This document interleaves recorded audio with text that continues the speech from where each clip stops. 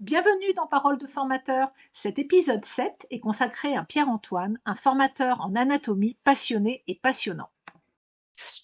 Alors, bonjour à toutes et à tous. Nous voici dans Parole de formateur et aujourd'hui, je donne la parole à Pierre-Antoine Occhiminuti. Alors, Pierre-Antoine, bonjour. Je vais te Bon. laisser te présenter. Donc, qui es-tu et quelle est ta profession? Alors, je m'appelle donc Pierre-Antoine Occhiminuti, je suis masseur kinésithérapeute, je travaille en libéral, ça va faire à peu près, ça fait 30 ans que je suis diplômé, un peu moins de 30 ans, mais voilà. J'ai pratiquement ma carrière et surtout en cabinet libéral, j'ai fait un petit peu de centre de rééducation, mais maintenant je travaille à Fontainebleau Ok. et maintenant je fais aussi depuis 2020, je fais beaucoup de formations. Particulièrement en anatomie, c'est un peu mon champ de compétences puisque j'ai quand même réalisé deux DU en anatomie clinique et numérique à Paris et à Bordeaux. Et là maintenant, je suis en master de sciences de l'éducation à l'université Paul Valéry de Montpellier, dans lesquels je développe justement tout l'aspect pédagogique qui est un- une notion très importante pour moi. Et c'est en fait j'ai quelques lacunes dans l'enseignement, dans la formation. Donc voilà, j'essaye d'aller chercher un petit peu de ce côté-là. Ok. Et dans ta pratique libérale, ta patientèle, elle est de tout venant ou tu as un petit peu un type de patientèle que tu prends de préférence? Alors, au fil des ans, il y a quand même une petite préférence qui s'est installée. Je suis plutôt dans le champ, ce qu'on appelle désormais le champ musculo-squelettique, mais avant qu'on appelait la traumatologie, la rhumatologie, l'orthopédie, euh, les termes que j'affectionne plus que le champ musculo-squelettique. Et juste une question rapide parce que ça peut intéresser. Qu'est-ce qui t'a motivé à faire un master là en sciences de l'éduc Alors, finalement? Voilà, ce qui me qu'on motive à faire un comprenne. master, ce qui m'a motivé à faire un master, il y a au départ une réalité purement administrative parce que les instituts de formation nous demandent de nous former en ayant un master, puisque les étudiants sortant des écoles de kinésithérapie vont avoir le grade de master désormais. Donc, il paraît judicieux que les formateurs aient un niveau au moins équivalent des étudiants qu'ils vont former, si ce n'est plus. Et ensuite, pourquoi les sciences de l'éducation, si c'est la deuxième question qui peut être Mhm. corollaire, c'est que dans toute ma carrière de masseur kinésithérapeute, j'ai fait beaucoup de formations techniques dans un premier temps, et finalement, je ne trouvais pas de substances qui me permettaient d'améliorer ma pratique. C'est la raison pour laquelle je suis allé dans un DU d'anatomie pour avoir plutôt des sources fondamentales. Et là, je me rends compte que le master en sciences de l'éducation va me donner des clés fondamentales dans l'approche que je vais avoir dans ma posture de formateur, et d'avoir une posture légitime et puis des outils, on va dire scientifiques, bibliographiques, scientifiques, qui vont me permettre de pouvoir appuyer cette demande. Et ce qui m'a permis d'obtenir cette réflexion, d'une part des collègues, mais surtout, c'est toi. Euh, euh, La c'est, petite graine. et oui, c'est que en ayant fait tes formations, je me suis dit, tiens, c'est quelque chose à explorer. T'as mis oui, t'as mis le verre dans le fruit, si on peut dire. Ouais. Ah, c'est Et cool. voilà, Ouais, je suis c'est ça. contente. Ah, bah, Voilà. c'est bien. Et ça, c'est vrai que c'est un retour que j'apprécie parce que t'es donné envie, en fait. Mm. Et ça, c'est cool. Bon, bah, merci beaucoup. Alors, tu as dit que tu faisais de la formation essentiellement, enfin, que en formation initiale, c'est ce que je comprends. Est-ce que tu peux nous en dire un peu plus? C'est-à-dire, dans quels IFMK, si tu es OK de le dire, tu interviens? Tu fais quel cours? Alors, j'ai compris que c'était l'anatomie, mais voilà, est-ce que tu peux nous en dire un peu plus? Les étudiants, enfin, voilà, c'est quoi ton contexte dans lequel tu évolues? Alors, j'interviens dans plusieurs instituts de formation désormais. Donc, j'ai participé à l'ouverture de l'école de Meaux, donc l'IFMK de l'Est francilien à Meaux. J'ai participé aussi à l'ouverture de l'école de l'Institut universitaire de kinésithérapie de Fontainebleau, qui est affilié à l'UPEC. Mhm. J'ai travaillé pendant 2 ans à l'EFOM, école que j'ai arrêtée cette année. Ça fait 3 ans que je suis à Berck, où là j'enseigne l'anatomie que du tronc, de l'appareil locomoteur au niveau du tronc. Et depuis cette année, je suis à l'école de la Croix-Rouge aussi, un IFMK, l'IFMK de Tours, désormais. Ok. Donc, Ça fait quand même beaucoup d'écoles. Donc, j'ai déjà vu 5 instituts de formation. Je suis ouais, actuellement encore dans 4. Des instituts privés, semi-privés, totalement publics. Donc, vraiment des choses très différentes qui me permettent d'avoir ce regard un peu extérieur. Je suis pas ouais, complètement intégré à l'école, mais aux écoles, je suis plutôt un électron libre. Et comme je plais à dire à certains directeurs d'école, je suis un peu un visiteur du soir. C'est que je vois ce qui est fait ailleurs et j'essaye d'insuffler les choses positives dans certains instituts, dans d'autres, et réciproquement, pour qu'on puisse monter tous en compétences. Et je suis en fait un passeur. Si je suis un passeur avec mes patients, je suis un passeur avec les étudiants, je suis un passeur ouais, entre les écoles. Finalement, tout se rejoint dans cette volonté d'améliorer la situation. La ouais, situation des patients, la situation des étudiants, la situation des écoles. ouais. Et je suis cette personne-là, sans prétention aucune, mais j'ai l'impression d'être cette personne qui peut être un peu ce vecteur-là. Voilà. Ouais, c'est très cohérent. Ok. Et les cours que tu fais dans tous ces Alors, instituts, c'est toujours de l'anatomie? alors, oui, je suis chargé des cours d'anatomie quasiment de A à Z dans 2 instituts, c'est-à-dire à Tours et à Fontainebleau. À Meaux, je partage avec un autre formateur les cours magistraux d'anatomie, donc en séance plénière, avec l'intégralité des étudiants. Et puis, je participe aussi à l'anatomie palpatoire, donc qui, pour moi, fait partie intégrante complètement de l'enseignement de l'anatomie, même descriptive. L'anatomie palpatoire et descriptive, c'est la même chose un peu de choses près, je pourrais revenir dessus si jamais.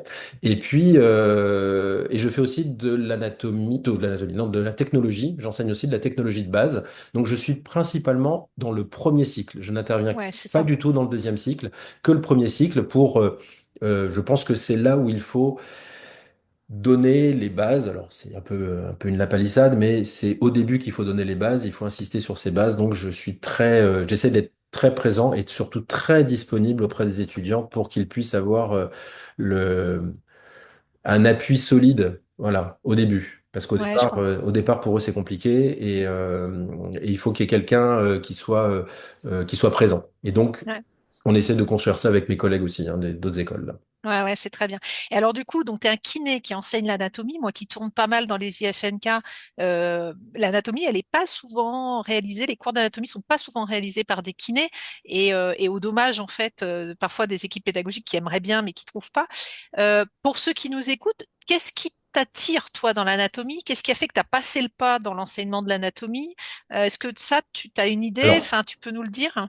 oui, oui, alors il y a plusieurs choses. C'est que moi, j'ai une culture que je pourrais qualifier de scientifique, Hmm.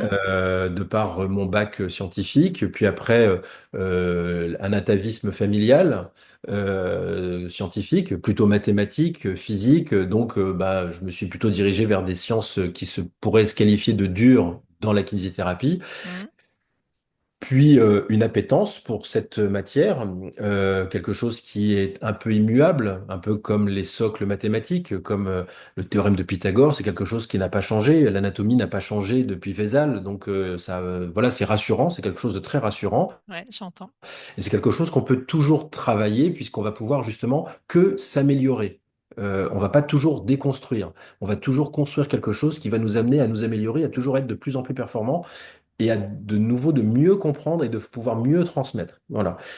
Des rencontres ont été pour moi primordiales, entre autres Michel Dufour, qui a été vraiment un moteur dans ma prise de fonction hein, déjà, et puis d'ouverture d'esprit. C'est quand même quelqu'un qui a révolutionné l'apprentissage de l'anatomie et l'enseignement de l'anatomie auprès des étudiants de kiné. Voilà, donc moi c'est surtout ça qui m'a conditionné à aller vers de l'anatomie.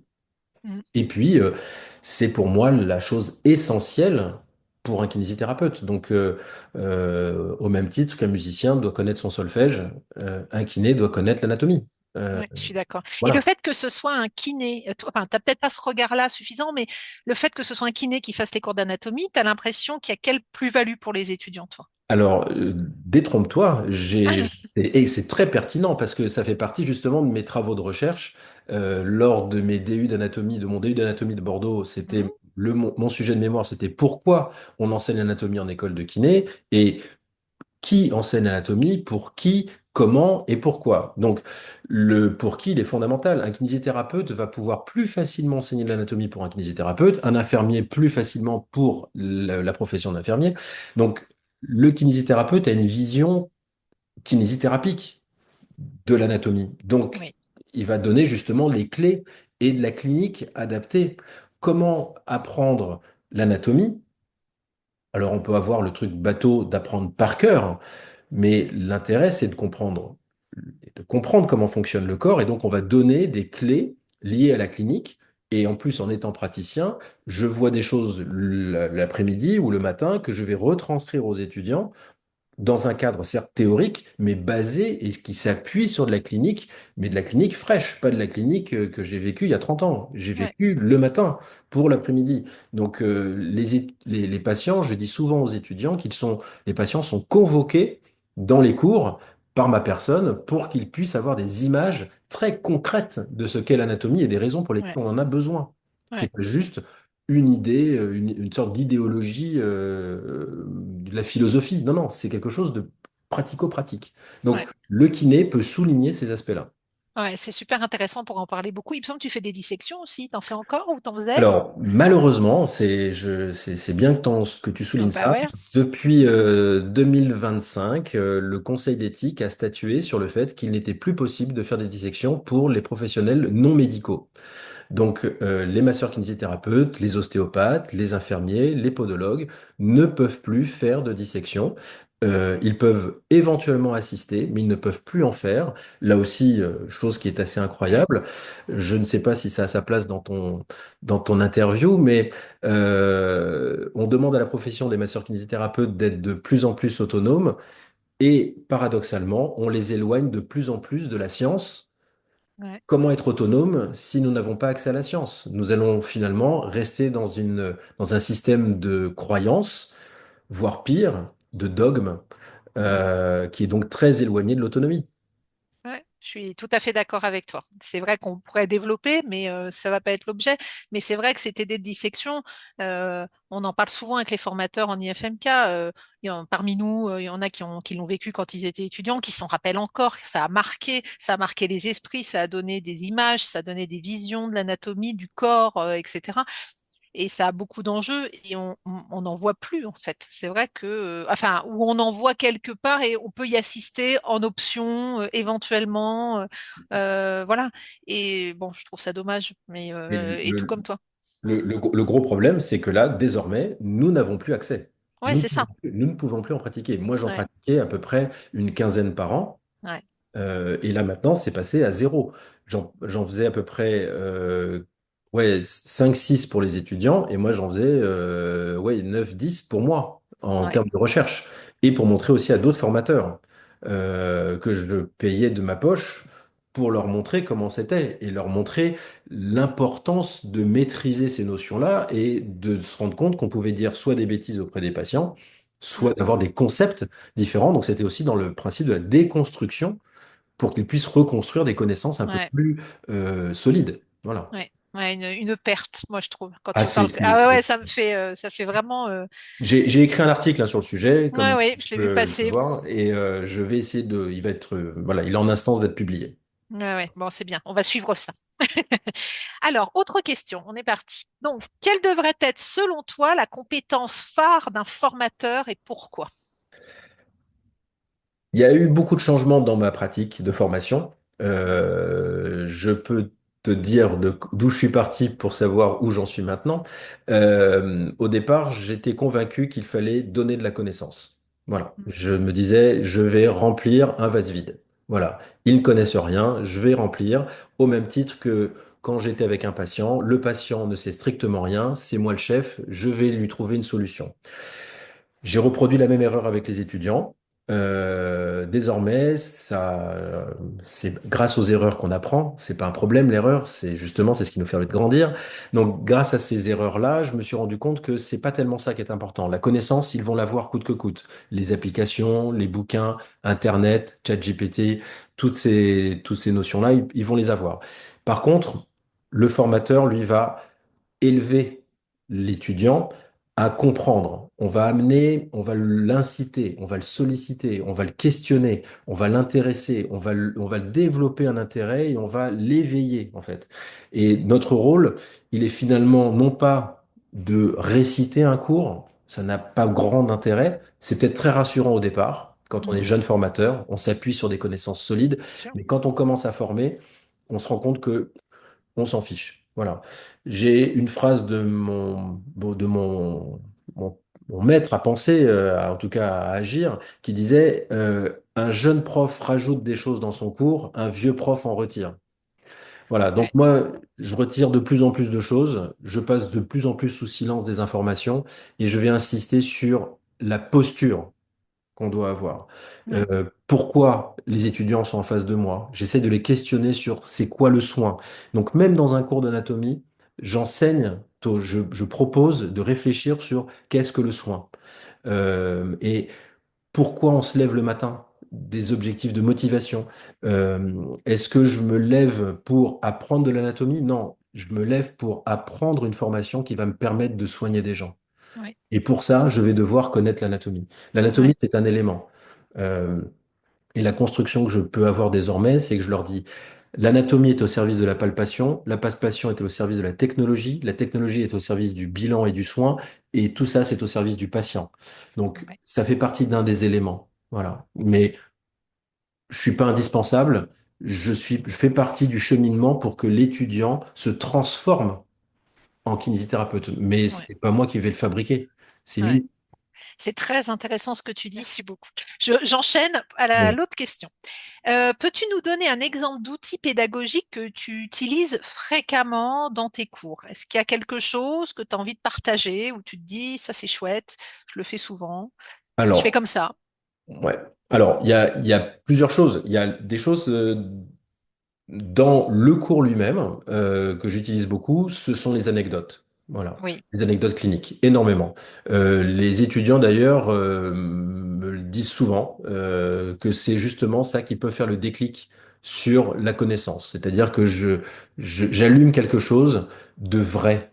ouais, tu fais le lien avec le Ouais, concret, quoi, avec le voilà. métier, enfin, avec, Oui, ok, avec la kinésithérapie, justement, ouais, avec leur ouais, métier. Et éventuellement, je vais même convoquer d'autres formateurs pour leur dire, un tel va parler de ça dans son cours, parce qu'il a déjà vécu ça. Ou même des choses qui me sont directement personnelles, sur des choses physiques qui me concernent, que mhm, ça soit une pathologie ou j'ai un truc un peu particulier au niveau du thorax, donc je peux le montrer. Voilà, je me mets en scène pour dire que bah, c'est universel aussi, que tout le monde est concerné déjà par l'anatomie, si on parle de l'anatomie. Donc, je mhm, convoque beaucoup d'anecdotes, les oui, patients, des petits trucs, voilà. L'humour qui peut être plus ou moins compris par mes confrères, parce que j'ai un humour un petit peu particulier. Je sais, il y a du 2, 3, 4, 5e degré. J'utilise aussi beaucoup de choses dans mes cours qui plaît beaucoup aux étudiants, c'est la dissection. Alors, ouais, directement par des dissections jusqu'à maintenant, on en a parlé, ou indirectement par des photos, des vidéos que j'ai pu faire au cours de mes dissections. ouais, Donc ça ça, c'est tout d'un clair. coup, ça les intéresse énormément. Et puis, ça, c'est dans le cours. Et puis, il y a autre chose d'un point de vue évaluatif que j'utilise beaucoup et que je trouve vraiment ultra pertinent. C'est dans les évaluations, c'est ce qu'on appelle les évaluations de type poster. C'est que les étudiants viennent montrer quelque chose qu'ils ont fait avec une commande que j'ai passée. Et nous sommes tous là en tant qu'évaluateurs. Je suis un maître de cérémonie et les étudiants vont commencer à échanger autour des travaux de leurs confrères et ils vont se positionner, ils vont commencer à avoir une posture non plus d'exécutant ou d'agent, comme on peut dire, mais ils vont être dans une posture d'auteur ils vont commencer à générer de la critique constructive, de l'interrogation, de l'argumentation. Ils vont commencer à dire oui, mais moi j'ai vu ça et parce que moi, dans mon travail, j'ai perçu telle chose. Donc ils vont commencer à élever le débat et tout le monde, et ça je le remarque, tout le monde augmente de niveau après ce type d'évaluation. C'est-à-dire que tout d'un coup, Ouais, tout le monde se met dans une situation où ils ont chacun, même le très bon augmente et le moins bon augmente. Voilà, tout, ouais. sans exception. Ils ont tous pigé quelque chose pendant ces périodes-là. Donc, j'essaye aussi de construire le cours avec ça. Ouais, je comprends. Donc en fait, moi, ce que je retiens là, c'est que il y a dans ton cours finalement beaucoup de concret. enfin, que ce soit des anecdotes, des liens, des dissections, finalement, on va vraiment vers ouais, du terrain, du concret, du vrai, enfin, je sais pas comment l'appeler, mais moi, je le comprends comme ça. Oui. Et par rapport à l'évaluation, tu t'es vraiment sur, de ce que je comprends, ils produisent quelque chose, donc là sous la forme d'un poster. Oui. C'est une production qu'ils viennent présenter et qui viennent un peu débattre, entre guillemets, Oui. avec leurs pairs, en fait, C'est avec ça. leurs collègues. Ouais. Et, et, Et ça, c'est euh, intéressant. et d'ailleurs, j'évoque souvent avec eux, tu parles de production, j'évoque souvent avec eux, même les partiels, les écrits Mhm, partiels, mhm. je note l'œuvre. Je parle de chef-d'œuvre. Alors, c'est pas un chef-d'œuvre parce que c'est pas la fin, ce qui va être leur mémoire, mais je Oui, dis, vous fabriquez une œuvre. C'est une œuvre de production de leur connaissance à un instant T. Donc, on regarde leur œuvre. Et ils sont oui. toujours un petit peu embêtés par rapport à ce terme-là. Oh, Ouais, oui. mais je note, vous avez œuvré pour me Mhm. restituer vos compétences. Donc, c'est une œuvre. Donc, je me mets dans une situation où je vais noter leur travail avec leurs compétences et leurs connaissances, avec plus ou moins de réussite, bien évidemment, comme tout étudiant. Mais euh, il y a quand même une volonté, et justement, j'essaie de les stimuler pour leur montrer qu'ils ont une partie prenante dans cette production.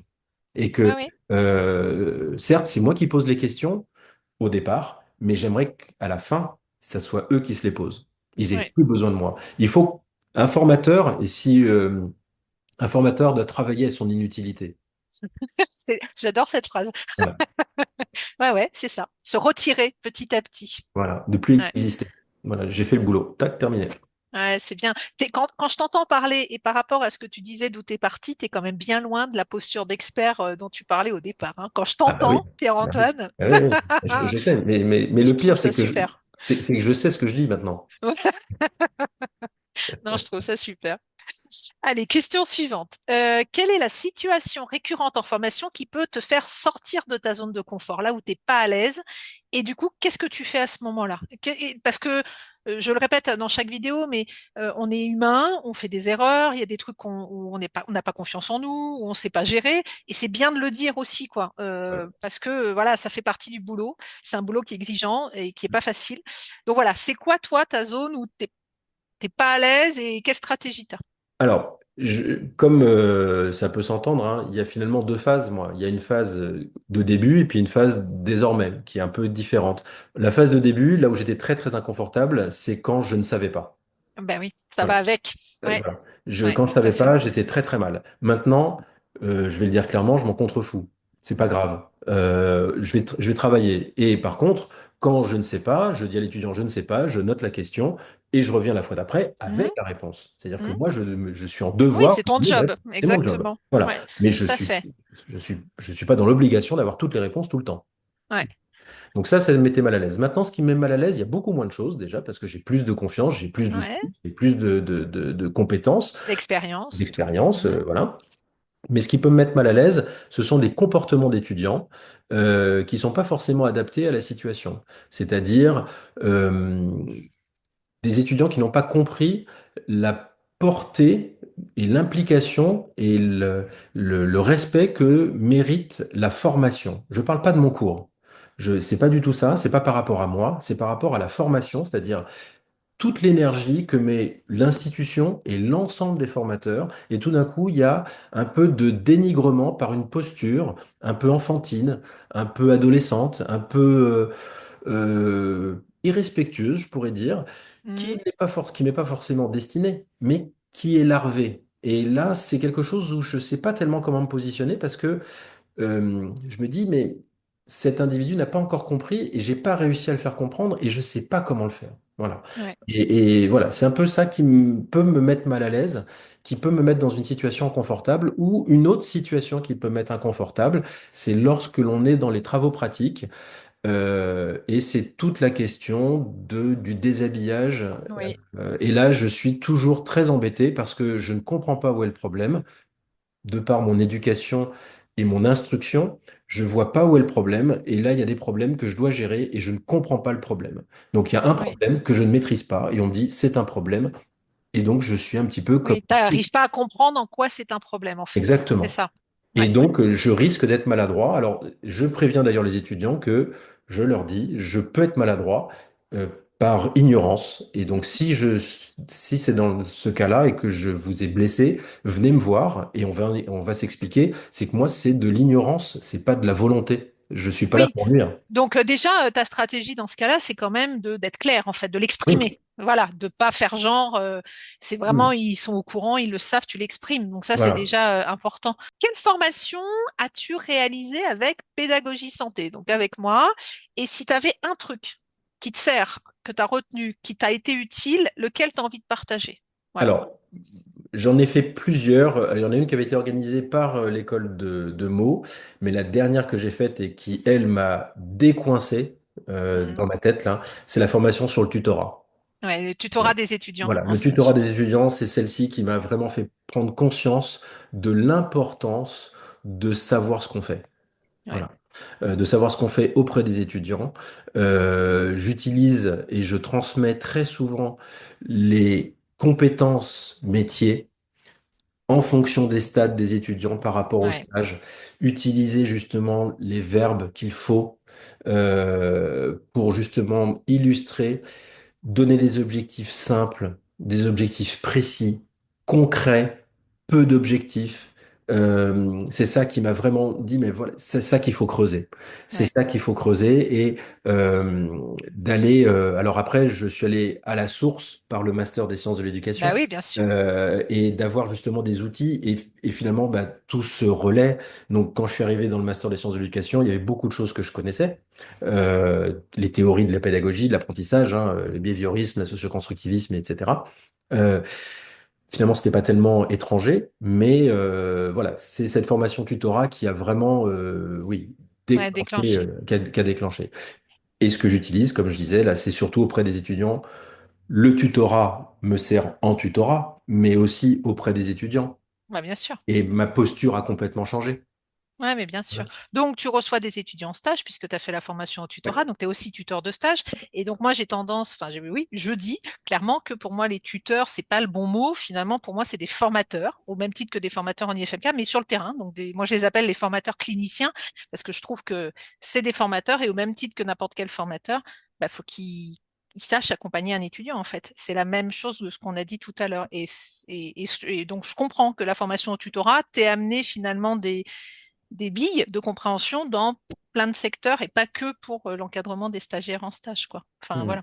Mais Ok, surtout, tu dis que le formateur, le tuteur est un formateur pour la simple et bonne raison aussi, d'un point de vue purement administratif, c'est qu'il va donner des crédits des ECTS. ouais, bien sûr. Donc, il va quand même en donner. Donc, il est partie prenante, hein. Ah oui, oui, il fait partie de l'équipe pédagogique et parfois, ils sont trop isolés d'une institution, en fait. Ils sont considérés comme les tuteurs et puis on a l'équipe pédagogique. Et quand on parle de l'équipe pédagogique, parfois, il n'y a pas toujours l'idée que les tuteurs en font partie, en fait. Je vais juste, si je me permets là, Mhm. par rapport au tutorat, c'est que, en tout cas au terrain de stage, je sollicite aussi les étudiantes, ou en tout cas je questionne les étudiants, pas que je les sollicite, mais je les questionne beaucoup sur leur rapport qu'ils ont au stage et Oui, les, et comment ils doivent construire leur stage.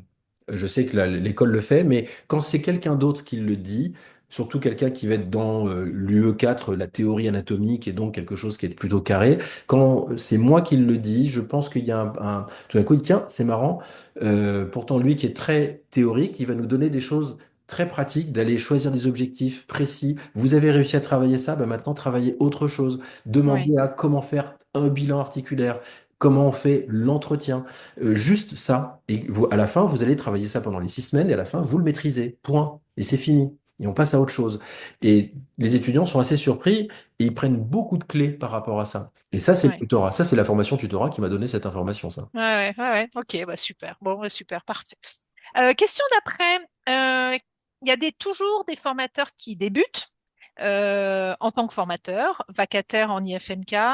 Euh, Est-ce que tu aurais un conseil à leur donner? C'est-à-dire, ils ont envie de faire cours ou ils vont faire cours, ils en ont jamais fait. Euh, ouais, quel conseil tu as à leur donner, toi, maintenant, avec ton parcours là? Alors, la question tombe à propos puisque j'ai une personne très chère qui va commencer à faire de l'enseignement, Ah, que tu connais. oui. Et, Et je lui dis bonjour. en fait, je l'ai interpellé, cette personne, c'est mon épouse, hein, je l'ai interpellé pour lui dire quelle est la plus-value de ta prise en charge par rapport à quelqu'un d'autre. Mm. Sans que la plus-value, ça ne veut pas dire que l'autre fait une moins-value, hein. C'est qu'est-ce qu'il y a en plus? Qu'est-ce que tu fais de plus? Est-ce que l'étudiant a besoin de la technicité? La technicité du geste, oui, mais est-ce que le patient revient que pour la technicité? Non, le patient, il revient pour autre chose. Il revient pour une relation, et quand on parle de relation, c'est la compréhension de la problématique. Est-ce que on a réussi à mettre le patient dans une autonomie vraie, non pas réaliser la suite d'exercices, mais il Mm. comprend pourquoi il faut faire cette suite d'exercices. Sinon, on n'est pas du tout dans l'autonomie, on est dans l'infantilisation. Donc, finalement, c'est le conseil que je pourrais donner, c'est de reproduire avec les étudiants ce que l'on fait déjà avec nos patients. Oui. C'est-à-dire, je vais apporter une identité à la formation parce que je suis une personne, j'ai une singularité, et cette singularité me caractérise, et cette caractérisation, c'est quelque chose que je dois transmettre, et qu'ensuite je vais essayer de théoriser cette catégorisation. Et là, on va arriver, on va toucher du doigt un truc on va parler à l'étudiant. L'étudiant va dire, ah ouais, ça me plaît. Tu disais tout à l'heure qu'il fallait peut-être changer le terme de tuteur et de formateur clinicien. Je considère qu'il faut même des fois se positionner en tant que mentor Mm. et d'être inspirateur, de dire, Mm. tiens, j'ai envie de ressembler à. Et sans prétention, c'est pas du tout je suis le plus beau, c'est pas du tout ça. C'est-à-dire, je fais mon boulot, ça plaît à des patients, bah, ça peut plaire à des étudiants. Donc, suivez-moi dans mon délire, si je puis dire, hein. Mm. Suivez-moi là-dedans. Donc, c'est ça qu'il faut, à mon avis, qu'il faut transmettre. Au départ, on se réfugie, comme ce que je disais tout à l'heure, on se réfugie sur la technique, sur les connaissances, Bah etc. oui, bien sûr. Ok, Bah, ça c'est une phase qui est peut-être obligatoire d'ailleurs, mais mm. il va falloir vite abandonner cette posture-là pour aller dans la création. Voilà. Et la création, ça passe par nous, ça passe par, alors ça a eu des termes un peu grandiloquents, mais par notre cœur en fait, et le cœur de métier. Nous, on est certes un métier technique, mais on est un métier de soins. On va Mm. soigner les gens. On va pas les guérir, on va les soigner. On va donc Mm. les accompagner, on va les optimiser, on va les améliorer, et eux aussi vont nous permettre de nous améliorer, de nous optimiser, etc. Donc, Ouais, je suis d'accord. et l'étudiant va faire pareil.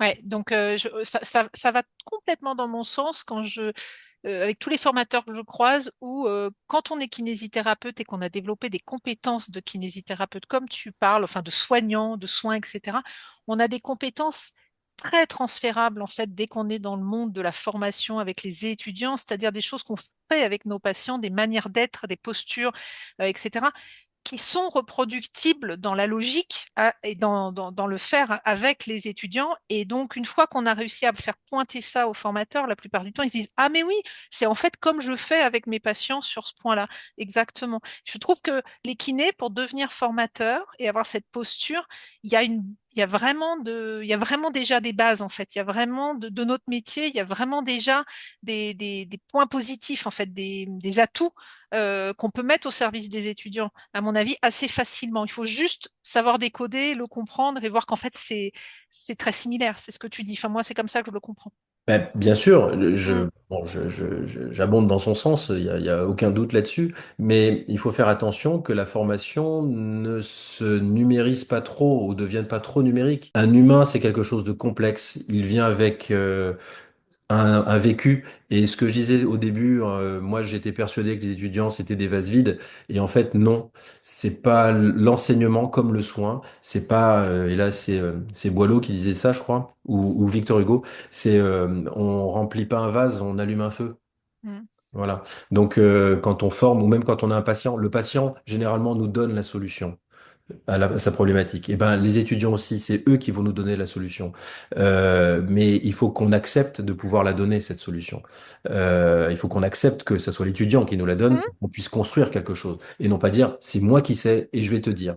J'ai des connaissances, certes, et je suis en avance par rapport à l'étudiant. Je suis pas supérieur à lui. Il va me Mm. rattraper, et plus vite que je ne pense d'ailleurs, dans un Mm. premier temps. Et quand on les voit au bout de 4 ans, le niveau qu'ils ont, on dit, OK, euh, ils ont fait le chemin et ça y est, c'est devenu des alter ego. Et c'est Ouais, ça, c'est chouette, super. Ils vont être même meilleurs que nous. Et c'est ça qui est ouais. encore mieux. Ouais, je te rejoins complètement. Bon, super. Bah, écoute, est-ce que la dernière question, c'est, est-ce que tu peux nous donner une remarque de ton choix sur le métier de formateur en santé? Euh, En soi, quel est ton regard dessus sur ce métier-là de formateur en santé? Est-ce que tu as envie de partager tes idées, enfin voilà, ce que tu veux par rapport à ce métier? Je peux partir sur un truc, moi, qui actuellement m'interpelle beaucoup, Oui, c'est que apprendre, c'est accepter l'altérité. oui, Donc, c'est accepter l'autre qui va m'apprendre quelque chose et c'est d'accepter l'autre que je vais devenir. Donc, c'est à la fois, donc, quand on va enseigner quelque chose, il faut comprendre comment l'étudiant est dans quelle posture. Est-ce qu'il est dans une émotion qui est favorable à son apprentissage? Est-ce qu'il est dans une position dans laquelle il va être adapté à la source, à l'information que je vais lui donner? Donc, il faut déjà que le récepteur, donc l'étudiant, soit dans les meilleures dispositions possibles pour accepter son changement. Et de ce fait, comme lui, il va changer, il va m'apporter aussi en moi un changement. Et est-ce que moi, je suis prêt à changer? mm, Donc, c'est un changement permanent. Il faut pas être figé, en fait. Il faut être situation que j'étais avant, dans mm. laquelle j'étais. Donc, je la Ben, connais très bien, sécurisante en fait. Une situation bien figée, elle sûr. est très sécurisante pour Voilà. soi. Bah Et oui, Mais la situation que je décris, elle est très enrichissante. oui, Elle est encore plus, comme on peut dire maintenant, elle est plus kiffante, quoi. C'est qu'elle est, c'est un terme aussi de maintenant. C'est méta. C'est-à-dire ouais, que c'est d'une transversalité incroyable. On grandit encore plus et les cours magistraux qui sont décriés, je trouve que ce sont des moments qu'on peut faire vivre de façon très intense, justement quand on est, nous, disponibles mm, intellectuellement, émotionnellement, quand on verbalise nos propres émotions, quand on oui. demande l'émotion aussi des étudiants, et quand on met un milieu qui soit confortable, et ben tout le monde grandit. Voilà. Mm. Ouais, Ça, je suis d'accord. voilà.